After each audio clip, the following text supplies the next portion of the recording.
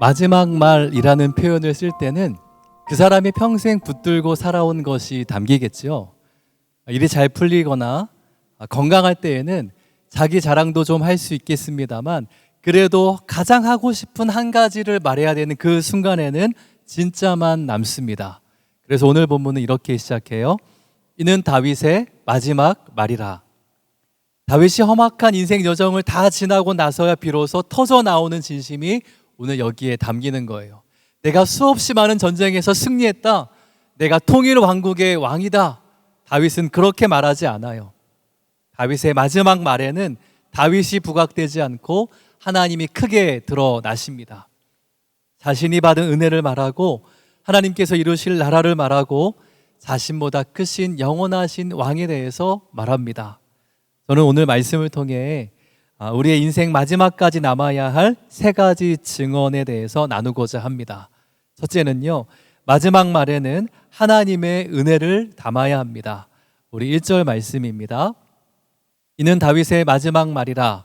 이새의 아들 다윗이 말함이며 높이 세워진 자, 야곱의 하나님께로부터 기름 부음 받은 자, 이스라엘의 노래 잘하는 자가 말하노라. 다윗은 먼저 자신을 이새의 아들로 소개합니다. 여러분, 이상하지 않나요? 다윗은 왕이잖아요.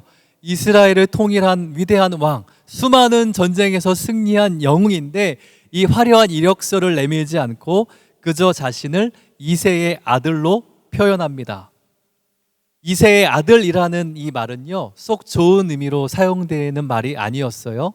사울 왕이 다윗을 혹독하게 비난할 때 그는 이새의 아들이다 라고 이렇게 비난했고요. 저는 큐티인으로 매일 말씀을 묵상하면서 큐티를 하는데요, 얼마 전 그 세바의 반란이 있었잖아요. 그때 세바가 다윗을 향해서 이새의 아들에게서 받을 유산이 없도다, 이렇게 다윗을 깎아내리며 조롱하면서 백성을 선동했어요. 그럼에도 불구하고 인생의 가장 절정기에서 다윗은 자신을 이새의 아들로 고백하고 부르면서 하나님 앞에 자신의 비천함을 고백하고 있는 거예요. 다윗의 이 고백이 진실한 이유가 하나 더 있는데요, 비천한 나에게 기름 부으시는 하나님을 뭐라고 불러요? 야곱의 하나님으로 부르며 고백해요. 여러분, 야곱이 누구입니까? 야곱은 자랑할 것이 하나 없는 사람이잖아요. 형 에서를 속이고 아버지 이삭을 속였어요. 자신이 뿌린 속임수 때문에 평생을 도망자로 삽니다. 그래서 야곱이라는 이름의 뜻이요, 속이는 자이기도 해요. 그러나 하나님께서는 그런 야곱을 버리시지 않으십니다. 넘어져도 붙드셨어요. 도망가도 따라가십니다. 약복강에서 씨름하시면서 결국 그의 이름을 바꾸십니다. 속이는 자 야곱에서 하나님의 백성 이스라엘로 이름을 바꾸어 그의 삶을 이끌어 가시는 분이 바로 야곱의 하나님 아닙니까? 우리도 마찬가지라는 거죠. 험악한 인생의 여정을 살면서 하나님 앞에 자신의 죄와 연약함을 인정하고 고백할 수 있는 자가 하나님의 은혜를 경험한 자입니다. 좋은 학벌을 가졌고 사업에서 성공해서 큰 부자가 되어도 주님, 내가 지금 여기 서 있는 것이 오직 하나님의 은혜입니다. 나를 붙드시고 포기하지 않으신 하나님의 사랑 때문입니다 라고 고백할 수 있는 것이 여러분 겸손이에요. 사업이 망해 부도가 나고 잘 다니던 직장에서 실직을 당해도 자녀가 속을 썩이고 망하는 사건이 찾아와도 주님, 이새의 아들 같은 이 비천한 자를 붙드시는 주님의 은혜 때문에 오늘도 내가 삽니다. 이렇게 고백할 수 있는 인생이라면 가장 축복을 받은 인생이라는 것을 믿으시기를 예수님의 이름으로 축복합니다. 자, 우리 2절 말씀 함께 읽습니다. 여호와의 영이 나를 통하여 말씀하심이여 그의 말씀이 내 혀에 있도다. 하나님의 은혜를 고백한 다윗은 이것이 주의 성령께서 주시는 마음이었다라고 고백하죠. 다윗은 시를 되게 잘 지었나 봐요. 그리고 노래를 잘하는 사람이었습니다. 누가 뭐라 해도 다윗은 말의 은사가 있는 사람이 아니었을까, 저는 이런 생각이 들어요. 그럼에도 그의 마지막 말에 담긴 이 고백들은요, 자기의 고백, 자기의 자랑이 아니에요. 오히려 자신은 성령께서 주시는 감동을 전하는 도구에 불과할 뿐임을 겸손하게 고백하고 있어요. 여호와의 영이 나를 통하여 말씀하시며 그의 말씀이 내 혀에 있도다. 저는 말씀을 묵상하면서 다윗의 이 고백이 참 힘이 되더라고요. 여러분, 목사는요 평생 설교하는 사명이 있잖아요. 그래서 어떻게 하면 설교를 잘할까를 늘 고민을 합니다. 그리고 설교 잘하시는 유명한 목사님들을 보면 도전도 받지만 한편으로는 그 올라오는 열등감 때문에 남모르는 어려운 시간을 보내는 것이 바로 목사의 삶의 모습인 것 같아요. 그런데 다윗은 명쾌하게 설교란 성령께서 한 사람의 입술을 붙드시고 하나님의 마음을 전하게 하는 사건이라고 정의합니다. 설교자는 그저 도구로 쓰임받는 존재라는 거예요. 그러니까 여기서 부담감이 확 빠지더라고요.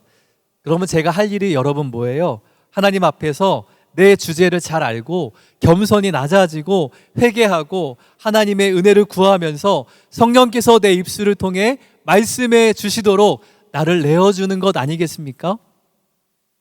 순복음교회에서 오랫동안 사역을 하다가 최근 우리들 교회로 인도함 받아서 1년 동안 사역을 했습니다만 설교자로 준비되어져야 하는 시간을 가져야겠다는 마음으로 2주 전쯤에 사임을 했습니다. 갈 곳이 정해진 것도 아니고 안전한 공동체를 떠나는데 왜 두려움이 없었겠습니까? 익숙한 환경을 떠나 설교자로 준비되는 이 광야에 선다는 것은 솔직히 두려움이 굉장히 있어요. 내가 좋은 설교자가 될 수 있을까? 아등바등 한다고 한들 누가 내 설교를 들어주기는 할까? 이런 생각들이 많이 내 마음을 짓누르더라고요. 그런데 오늘 말씀을 통해 내가 이새의 아들임을 인정하면서 이 비천한 나를 세우시는 하나님의 은혜를 고백하는 것이 그냥 그것 자체가 증언이고 설교라고 주님은 말씀하십니다. 변함없이 신실하신 하나님의 은혜를 고백하면서 겸손함으로 나아갈 때 성령께서 내 입술에 말씀을 넣어주실 것을 저는 확신해요. 그리고 그 증언과 겸손한 고백을 통해 한 영혼이라도 살아나게 될 것을 확신합니다. 사랑하는 성도 여러분, 하나님은요 완벽한 사람의 화려한 이력서를 원하시는 것이 아니에요. 지금 내 상황이 어떠할지라도 나는 여전히 이새의 아들입니다.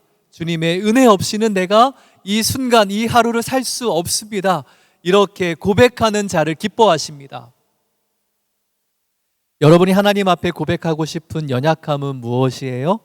남들이 조롱하는 그 주제가 오히려 하나님의 은혜를 경험하게 할 귀한 재료가 된다라는 것을 믿으시기를 예수님의 이름으로 축복합니다. 자, 마지막 말에 하나님의 은혜를 담아야 한다라고 했어요. 자, 그런가 하면 두 번째는요, 하나님의 나라를 증언해야 합니다. 우리 아까 2절 말씀에 여호와의 영이 나를 통하여 말씀하시며 라고 다윗이 고백했지요. 그렇다면 구체적으로 성령께서는 다윗에게 무엇을 말씀하셨을까요? 화려한 다윗의 왕국이 아닙니다. 바로 성령께서 마지막 말에 담아주신 것은 하나님의 나라였어요. 우리 3절 말씀 같이 한번 봉독합니다. 시작. 이스라엘의 하나님이 말씀하시며 이스라엘의 반석이 내게 이르시기를 사람을 공의로 다스리는 자, 하나님을 경외함으로 다스리는 자여. 자, 다윗은 지금 한 왕을 바라봅니다. 그는 공의로 다스리는 자이고요, 하나님을 경외함으로 다스리는 자입니다. 사람을 힘으로 찍어 누르는 왕이 아니라 사람을 살리는 왕입니다. 사랑하는 성도 여러분, 성령의 역사는요, 나의 시선, 우리의 시선을 내 나라에서 하나님의 나라로 옮기십니다. 내가 얼마나 잘 되고 성공할 것인가에서 하나님의 뜻이 내 삶에서 어떻게 이루어질 것인가로, 얼마나 많은 사람이 나를 알아줄 것인가에서 누가 이 말씀을 통해 살아날 것인가로 나의 생각을 옮기시는 분이 바로 성령 하나님이세요. 예수님께서 부활하신 후 40일 동안 제자들에게 나타나셔서 가르치신 그 주제가 바로 하나님의 나라였어요. 여러분, 사도행전의 마지막 장도 바울이 하나님의 나라를 전했다라고 기록하지요. 한마디로 성령께서는 언제나 하나님의 나라를 꿈꾸게 하십니다. 오늘 본문 4절인데 이렇게 기록되어 있습니다. 그는 돋는 해의 아침빛 같고 구름 없는 아침 같고 비 내린 후에 광선으로 땅에서 우미 돋는 새 풀 같으니라. 여러분, 이 한 절 말씀에 상상력을 동원해서 우리 한번 그림을 그려볼까요? 자, 밤이 지나고 아침 해가 떠오릅니다. 구름이 걷힙니다. 비를 흠뻑 맞은 땅 위로 햇살이 비춥니다. 그리고 젖은 땅에서 새 풀이 움돋습니다. 여러분, 이게 그려지세요? 여러분, 이것이 하나님의 나라가 아닐까요? 하나님의 나라는 죽음이 물러가고 생명이 임하는 나라입니다. 오늘 본문을 자세히 보시면 비 내린 후에 광선으로라는 말이 있어요. 비가 내린 후, 광선이 비추기 이전에 비가 내린다라고 말씀합니다. 죽은 것이 살아나려면 비 내림이 있어야 하고 그 후에 내리쬐는 광선으로 생명이 움튼다는 말이에요. 자, 다윗도 하나님의 나라를 증언하면서 인생에 내린 수많은 비를 생각했을 겁니다. 사울 왕에게 쫓기면서 그가 다녔던 15광야, 그 시절 밧세바와의 간음과 그 죄의 값으로 치러야 했던 무수히 많은 고난들, 아들 압살롬의 반란으로 다시 광야로 도망하던 일들이 아마 파노라마처럼 펼쳐지면서 눈물이 많이 났을 거예요. 여러분, 저도 모태신앙이고 중학교 1학년 때 예수님을 만나고 지금은 목사로 한결같이 하나님의 나라를 경험하면서 살고 있지만 생각해 보니까 그렇다고 비가 내리지 않는 날마다 맑은 날만 이어지는 것은 아니더라고요. 찢어지게 가난했던 불우한 환경의 이슬비도 맞았고요. 부모님의 부부싸움, 별거의 장맛비도 맞았어요. 해외 선교를 떠날 때만 해도 저는 제 사역의 절정이라고 생각했는데 모든 것이 물거품 되고 다시 한국으로 돌아와 백수로 사역이 없이 지내다 보니까 실패와 낙담의 소낙비도 내리더라고요. 그런데요, 참 감사한 게 뭔지 아세요? 인생을 포기하고 싶게 만드는 그 비를 흠뻑 맞고 나니까 그때야 비로소 나를 비추시는 주님의 따뜻한 빛을 느낄 수 있게 되더라는 거예요. 여러분, 비를 맞아야 나를 내리쬐는 광선의 그 빛의 기쁨과 따뜻함을 느낄 수 있게 되는 거죠. 우리들 교회를 부임하고 띵크 목회자 세미나를 참여했는데요. 그때 선포되는 그 한 절 한 절의 말씀이 비에 흠뻑 젖어 생쥐꼴이 된 내 영혼에 광선으로 비춰지니까 내 삶의 고난이 해석이 되고 나를 짓누르던 원망과 분노가 조금씩 사라지고 내가 진짜 살아나는 역사를 경험하게 되더라고요. 자, 오늘 말씀처럼 비 내린 후에 광선으로 땅에서 우미 돋는 새풀 같으니라. 땅에서 우미 돋는 새풀 같으니라. 사랑하는 성도 여러분, 다윗이 증언하고 있는 하나님의 나라가 바로 이런 것입니다. 죽은 자가 살아나고 생명의 역사가 일어나는 곳, 나를 눈물 나게 하는 수많은 인생의 비가 쏟아져도 결국 모든 것을 덮으시는 예수 그리스도의 빛 때문에 생명의 싹이 움트고 생명이 소생하는 그런 나라가 바로 하나님의 나라입니다. 오늘 우리가 그런 나라를 경험해야 되지 않을까요? 그리고 인생의 마지막 말에도 우리의 증언으로 남겨야 하지 않겠습니까? 여러분, 여전히 비를 맞고 계십니까? 기도해도 상황이 달라지지 않으십니까? 가정의 문제로 마음이 무너지십니까? 자녀의 문제 때문에 밤잠을 설치고 계십니까? 건강의 문제, 생업의 문제 때문에 앞이 보이지 않으셔서 정말 하루하루 사는 게 괴롭고 힘드십니까? 이렇게 내리는 비 때문에 인생이 끝났다고 말할 이유는 없습니다. 아직 아침이 오지 않았을 뿐이에요. 여러분, 밤이 길어도 반드시 아침의 해는 다시 떠오릅니다. 하나님의 나라의 아침이 오면 광선이 비추고 새풀이 움트게 되는 것, 이것이 오늘 성령께서 저와 여러분들에게 꿈꾸게 하시고 증언하게 하시는 하나님의 나라라는 것을 기억하셨으면 좋겠습니다. 여러분, 적용 질문 드릴게요. 한번 생각해 보세요. 첫째, 지금 내가 맞고 있는 인생의 비는 무엇입니까? 그것이 실패로 여겨집니까? 아니면 생명의 싹이 움트는 과정이라고 믿어집니까? 예수 그리스도의 빛으로 살아난 경험이 있으십니까? 그 하나님 나라를 누구에게 증언하시겠습니까? 우리의 마지막 말에 첫 번째 하나님의 은혜를 담아야 하고요, 두 번째 하나님의 나라를 증언해야 합니다. 그러면 마지막 세 번째, 예수 그리스도 외에는 구원이 없음을 증언해야 합니다. 우리 5절 말씀 같이 봉독합니다. 내 집이 하나님 앞에 이같지 아니하냐. 하나님이 나와 더불어 영원한 언약을 세우사 만사에 구비하고 견고하게 하셨으니 나의 모든 구원과 나의 모든 소원을 어찌 이루지 아니하시랴. 여러분, 다윗의 집이 아침빛처럼 정말 문제없이 깨끗했나요? 그렇지 않아요. 다윗의 집에는요, 간음과 살인, 자녀들의 갈등과 압살롬의 반역이 있었습니다. 겉으로 보면 누구나 부러워할 만한 왕족인데요, 속을 뜯어보면 그야말로 콩가루 집안이에요. 그런데도 5절 말씀을 보면 다윗은요, 하나님의 구원을 확신합니다. 왜요? 바로 하나님께서 자신과 영원한 언약을 세우셨기 때문이에요. 여러분, 이게 단순하지만 정말 중요해요. 언약이라는 말은 히브리어로 베리트입니다. 쉽게 말하면 서로 맺는 언약, 약속인데요, 성경에서 하나님의 언약은요, 단순히 약속 한번 해볼게 정도의 가벼운 말이 아니에요. 요즘 미국 이란 전쟁 때문에 참 시끄러운데, 미국 이란 전쟁을 보면 이 말로든 또 MOU 각서 체결이든 약속들이 난무하지만 결국 지켜지지 않고 있잖아요. 양국의 리더십 다 연약한 인간이기 때문에 그런 거죠. 인간은 언약을 맺을 수 있는 존재가 아니에요. 분명하게 누구 한 사람이 이 언약을 파괴하게 됩니다. 그래서 성경이 말하는 언약은요, 하나님이 직접 우리의 삶에 찾아오셔서 말씀하실 때만 성사될 수 있어요. 다윗의 언약이 바로 그런 언약이셨어요. 사무엘하 7장에 다윗의 언약이 기록되어 있는데 핵심은 이것입니다. 내 집과 내 나라가 내 앞에서 영원히 보존되고 내 왕위가 영원히 견고하리라.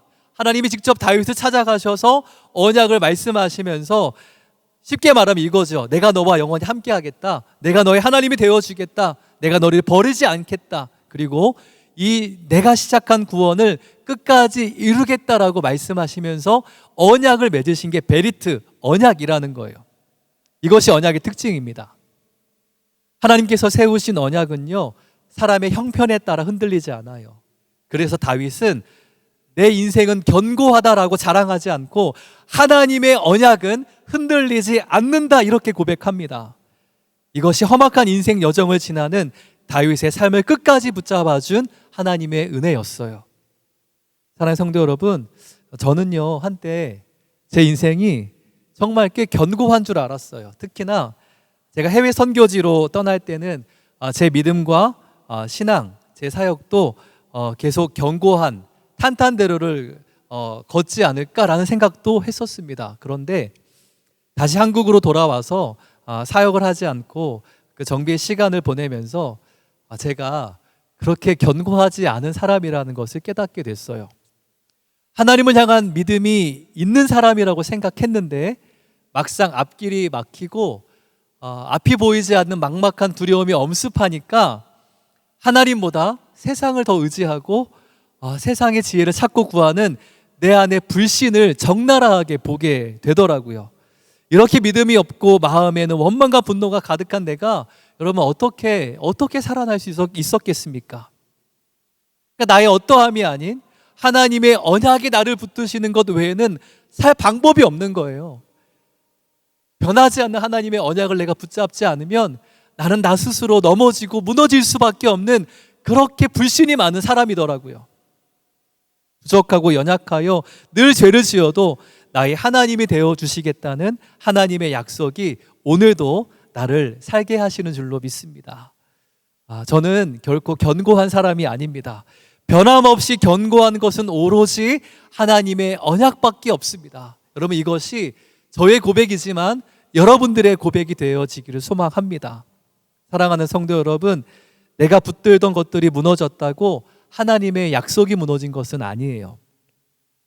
오히려 그 사건 속에서 내가 견고하지 않음을 인정할 때 오늘 다윗처럼 흔들리지 않는 하나님의 언약을 붙들 수 있게 되는 것입니다. 여러분 믿으시기를 예수님의 이름으로 축복합니다. 자, 그렇다면 오늘 하나님께서 다윗과 세우신 이 영원한 언약은 어떻게 이루어졌습니까? 하나님께서는 다윗의 자손 가운데 영원히 다스릴 왕을 보내주시겠다라고 약속합니다. 이게 다윗 언약의 또 핵심인데 그 약속대로 다윗의 계보를 따라 예수 그리스도께서 이 땅에 오신 거예요. 앞서 다윗이 바라보았던 공의로운 왕, 하나님을 경외함으로 다스리는 왕, 어둠을 몰아내는 빛 대신 왕이 바로 예수 그리스도입니다. 이 땅에 오신 예수님이 이렇게 말씀하세요.